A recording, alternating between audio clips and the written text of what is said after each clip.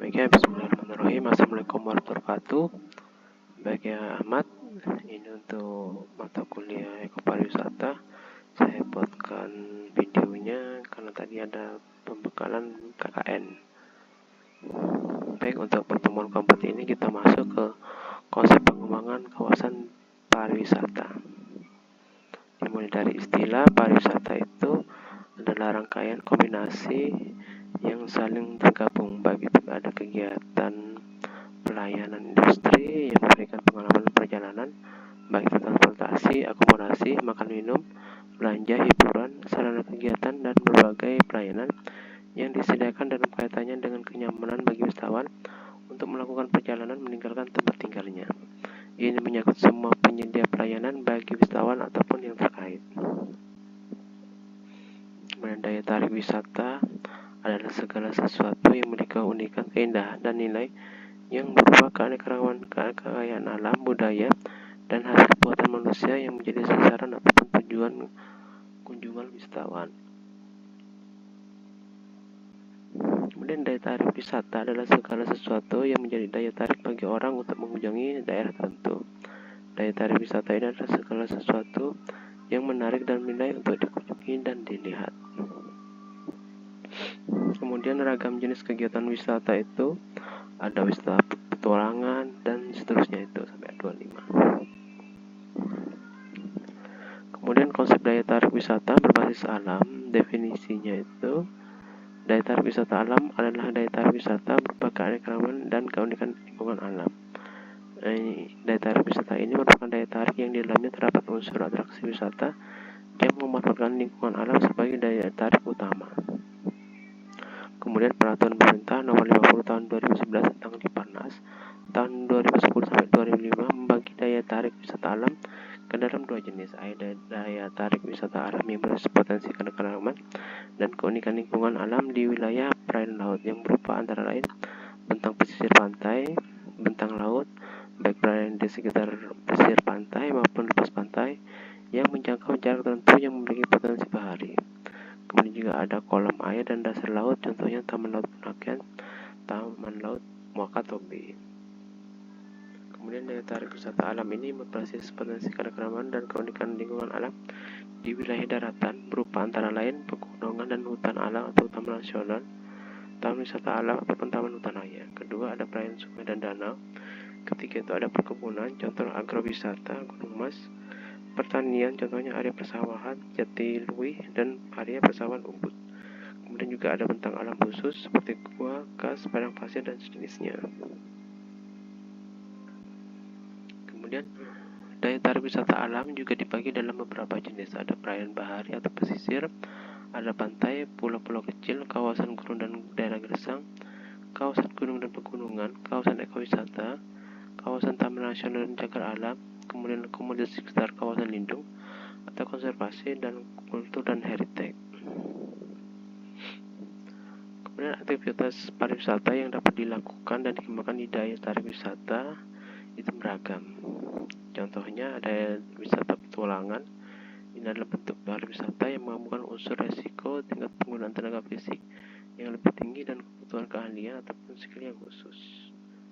Contohnya itu arum jeram. Kemudian ada wisata bahari, yaitu wisata yang banyak didekatkan dengan danau, pantai ataupun laut.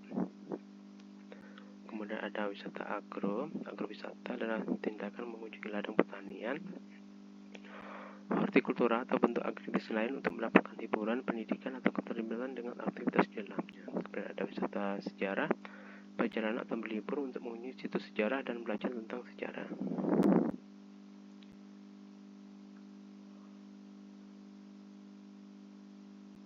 Kemudian ada wisata kapal pesiar, adalah kegiatan berwisata yang dilakukan di kapal pesiar. Kegiatan ini dapat terjadi dalam perjalanan jangka panjang ataupun pendek. Kemudian ada wisata kuliner, ini sebagai pengalaman ke wilayah gastronomi untuk tujuan rekreasi atau hiburan yang meliputi kunjungan ke produsen primer dan sekunder makanan. Festival gastronomi, pameran makanan, farmer market, acara memasak dan demonstrasi, mencoba produk makanan berkualitas, atau kegiatan pariwisata apapun yang berhubungan dengan makanan. Kemudian ada wisata kreatif. Ini sebuah pengalaman berwisata yang memberikan peluang kepada wisatawan untuk mengembangkan potensi kreatif. Kemudian juga ada wisata budaya, yaitu perjalanan yang dilakukan atas dasar keinginan untuk memperluas pandangan hidup seseorang dengan cara mengadakan kunjungan ke tempat lain atau ke luar negeri, mempelajari keadaan rakyat, kebiasaan dan adat mereka, cara hidup mereka, kebudayaan dan seni mereka. Beberapa permasalahan yang umum ditemukan di dalam pengembangan daya tarik wisata. Ada karakteristik daya tarik wisata. Itu menjadi salah satu pertimbangan utama dalam pengembangan daya tarik wisata berbasis alam. Keberlanjutan daya tarik wisata bergantung kepada karakteristik daya tarik itu sendiri. Contohnya, misalnya itu ada daya tariknya itu Gunung Tangkuban Perahu. Nah, saat mengalami erupsi, otomatis daya tarik wisatanya itu pasti akan turun atau tidak diminati wisatawan. Kemudian juga ada daya tarik misalnya seperti Saritar dengan kegiatan wisata pemandian air panas. Nah, itu permasalahannya jika keringnya sumber mata air. Kemudian yang kedua permasalahannya itu ada kepemilikan. Kepemilikan daya tarik wisata alam itu menjadi karakteristik khusus tersendiri. Daya tarik wisata alam itu tidak mengenal batasan administrasi. Contohnya, banyak daya tarik wisata alam dimiliki oleh pemerintah pusat yang memiliki aturan tersendiri, tetapi dalam pengolahan tetap harus memperhatikan aturan daerah di mana daya tarik wisata tersebut berada. Hal ini dapat menyebabkan konflik antara pengelola dan daerah sering bermunculan. Yang ketiga itu dari SDM-nya. Nah, bila SDM dengan latar pendidikan yang masih belum memenuhi standar, maka pengelola itu harus bekerja keras memberikan pelatihan bagi para pekerja yang biasanya dari masyarakat sekitar. Dan watak kedaerahan yang masih kental dan rasa milik yang cukup tinggi itu menjadi permasalahan tersendiri dalam pengembangan daya tarik wisata berbasis alam. Jadi itu kalau misalnya ada kawasan yang sekiranya indah tapi komunitas kelompok masyarakatnya masih belum membolehkan karena budaya dan lainnya, otomatis tidak bisa berkembang tempat pariwisata. Kemudian juga ada lokal support. Masyarakat lokal menjadi salah satu kunci keberhasilan pengembangan daya tarik wisata berbasis alam. Masyarakat lokal dan daya tarik wisata berbasis alam itu bisa berhidup berdampingan, bahkan tidak jarang beberapa daya tarik berada di tengah kehidupan masyarakat. Kemudian ada safety and security.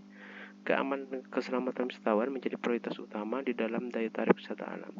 Untuk menanggulangi kecelakaan di dalam daya tarik wisata, hendaknya pengelola sadar dengan manajemen risiko. Hal ini terkadang tidak hanya timbul dari ketidaksiapan pengelola dalam menanggulangi kecelakaan di daya tarik wisata, tidak jarang permasalahan keselamatan dan keamanan timbul dari wisatawan, sehingga pengelola hendaknya memberikan pelajaran pencegahan dan penanganan kecelakaan pada wisatawan sebelum masuk ke tempat daya tarik wisata.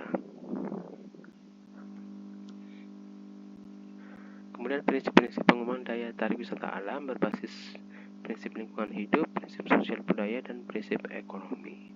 Jadi memperhatikan lingkungan, memperhatikan aturan adat istiadat setempat, dan juga dari ekonominya itu. Pendekatan yang dapat digunakan dalam pengembangan daya tarik wisata berbasis alam adalah pendekatan pembangunan yang berwawasan lingkungan dan berkelanjutan. Artinya, pariwisata berwawasan lingkungan ini upaya terencana untuk menggunakan dan mengelola sumber daya alam secara bijaksana guna meningkatkan kualitas hidup. Sedangkan pariwisata berkelanjutan ada pariwisata yang dapat memberikan manfaat jangka panjang kepada perekonomian lokal tanpa merusak lingkungan. Kemudian konsep pengembangan kawasan ekowisata, wisata alam ini adalah perjalanan wisata yang bertujuan untuk menikmati kehidupan liar atau daerah alami yang belum dikembangkan. Ekowisata ini adalah wisata yang berdampak ringan yang menyebabkan terpilihnya spesies dan habitatnya secara menyeluruh dengan peranannya dalam pelestarian dan atau secara tidak langsung memberikan pandangan kepada masyarakat setempat untuk membuat masyarakat setempat dapat menaruh nilai dan melindungi wisata alam dan kehidupan lainnya sebagai sumber pendapatan. Kemudian prinsip-prinsip pengembangan ekowisata sesuai dengan peraturan Menteri tentang pengembangan ekowisata daerah di daerah itu dalam pasal 2, yaitu kesesuaian antara jenis dan karakteristik ekowisata Konservasi yaitu melindungi, mengawetkan, dan memanfaatkan secara lestari sumber daya alam di lingkungan itu ekowisata. Ketiga, ekonomis yaitu memberikan manfaat untuk masyarakat setempat dan menjadi penggerak pembangunan ekonomi di wilayahnya serta memastikan usaha ekowisata dapat berkelanjutan. Kemudian berikutnya ada edukasi yaitu mengandung unsur pendidikan untuk mengubah persepsi seseorang agar memiliki kepedulian, tanggung jawab, dan komitmen terhadap pelestarian lingkungan dan budaya. Berikutnya memberikan kepuasan dan pengalaman kepada pengunjung. Berikutnya partisipasi masyarakat yaitu peran serta masyarakat dalam kegiatan perencanaan, pemanfaatan, dan pengendalian ekowisata dengan menghormati nilai-nilai sosial budaya dan keagamaan masyarakat di sekitar kawasan dan menampung kearifan lokal. Beberapa ciri yang melatar belakangi wisatawan atau ekowisatawan itu pertama menginginkan pengalaman asli yang mendalam, menganggap pengalaman itu layak dijalani baik secara pribadi maupun sosial, kurang menyukai rombongan yang besar dengan rencana perjalanan yang ketat, mencari tantangan fisik dan mental, mengharapkan interaksi pengalaman dengan budaya dan penduduk setempat, mudah menyesuaikan diri, lebih menyukai tempat menginap yang asli seperti pedesaan, toleransi terhadap ketidaknyamanan ini di tempat, ingin ikut terlibat, tidak bersifat pasif, lebih suka membayar untuk petualangan daripada untuk kenyamanan.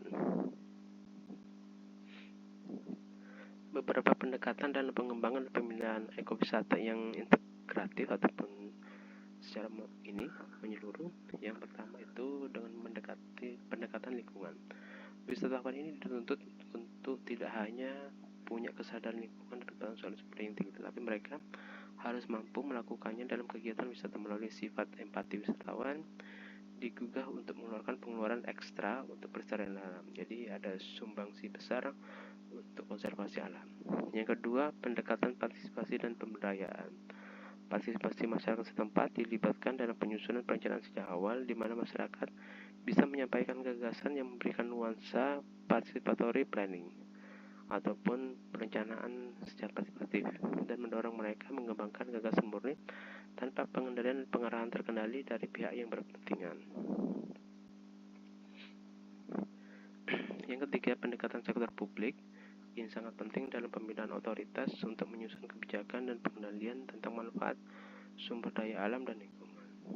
Yang keempat, pendekatan pengembangan infrastruktur.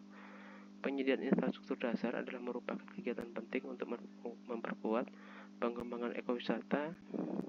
Jalan, jembatan, air bersih, jaringan telekomunikasi, listrik, dan sistem pengendalian dan pemeliharaan lingkungan merupakan unsur fisik yang dibangun dengan cara menghindari perusakan lingkungan atau menghilangkan ranah keindahan pada lokasi ekowisata. Yang kelima, pendekatan pengendalian dampak ekologi pariwisata. Perlu dirumuskan pembinaan usaha pariwisata oleh pihak yang akan melakukan monitoring lingkungan pariwisata yang didukung oleh para ahli, mengingat bentuk dampak lingkungan sangat berbeda antara satu usaha dengan usaha lainnya. Kemudian pendekatan zonasi kawasan ekowisata. Ini peletakan fasilitas dibedakan dalam 3 zonasi, yaitu ada zona inti, penyangga, zona pelayanan, dan zona pengembangan. Ada 4 berarti di sini. Ada zona inti yaitu di mana atraksi atau daya tarik wisata utama ekowisata. Yang kedua ada zona antara di mana kekuatan daya tarik ekowisata dipertahankan sebagai ciri dan karakter ekowisata yang mendasarkan lingkungan sebagai yang harus dihindari dari pembangunan dan pengembangan unsur teknologi lain yang akan merusak dan menurunkan daya dukung lingkungan dan tidak sepadan dengan ekowisata. Kemudian juga ada zona pelayanan, wilayah yang dapat dikembangkan berbagai fasilitas yang dibutuhkan wisatawan sepadan dengan kebutuhan ekowisata. Dan ada zona pengembangan, area di mana berfungsi sebagai lokasi budidaya dan penelitian pengembangan ekowisata. Kemudian ketujuh, pendekatan pendidikan ekowisata. Ekowisata ini memberikan sarana untuk meningkatkan kesadaran orang akan pentingnya pelestarian dan pengetahuan lingkungan baik wisatawan Nusantara maupun mancanegara. Yang kedelapan, pendekatan pemasaran. Ini lebih ditujukan dalam konsep pemasaran sosial dan pemasaran yang bertanggung jawab. Kemudian terakhir, Undang-Undang Nomor 10 Tahun 2009 Pasal 7 mengembangkan pembangunan kepariwisataan meliputi 4 aspek utama, yaitu industri pariwisata, kemudian ada destinasi pariwisata, ketiga itu pemasaran, dan keempat kelembagaan kepariwisataan. Baik, itu yang bisa saya sampaikan dari pertemuan kali ini dari ekopariwisata, yaitu konsep pengembangan kawasan pariwisata. Saya akhiri, terima kasih. Assalamualaikum warahmatullahi wabarakatuh.